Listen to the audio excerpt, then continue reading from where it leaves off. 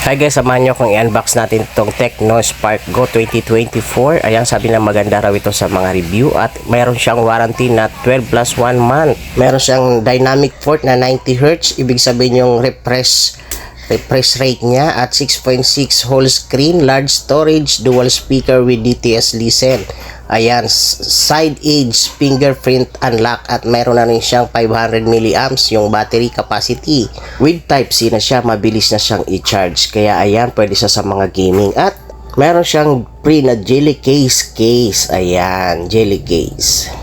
Kaya ayan guys, kung gusto nyo bumili, ayan, ito ay nasa halaga nga pala guys ng 3,000 plus. Ayan. Ito na guys ang kanyang unit, no? Makikita natin, ayan, mayroon siyang 13 megapixel yung back camera niya. Ayan, maganda na rin siya kasi kahit sa gabi, mayroon siyang super night mode na pwede nating makapture ng maganda pa rin yung mga picture or video na gusto nating ikuhaan. Ayan, kaya sa ganitong halaga, no, masasabi ko nga na maganda na siya sa 3,000 mahigit. Ayan, Tecno Spark Go 2024. Kaya ayan, papakita ko sa inyo. Ayan yung kanyang na-downloadan na to. At napakaganda nga yung refresh rate niya kasi 90Hz na siya, yung sinasabi kanina. At ito yung sa gilid naman niya guys. Andito na yung kanyang fingerprint.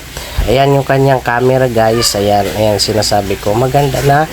At parang reality din yung kanyang picture. Ayan talagang kuwang-kuha yung kulay. Ayan, na walang pagbabago talaga. Ayan At ayan, nagsusuper night siya. Na-night mode siya kapag madilim. Kaya makakapture natin ng maganda yung mga video or pictures na gusto nating i-capture. Ayan, kaya masasabi ko nice na bumili ng ganitong cellphone na kahit hindi ganun ka pricely. Thank you.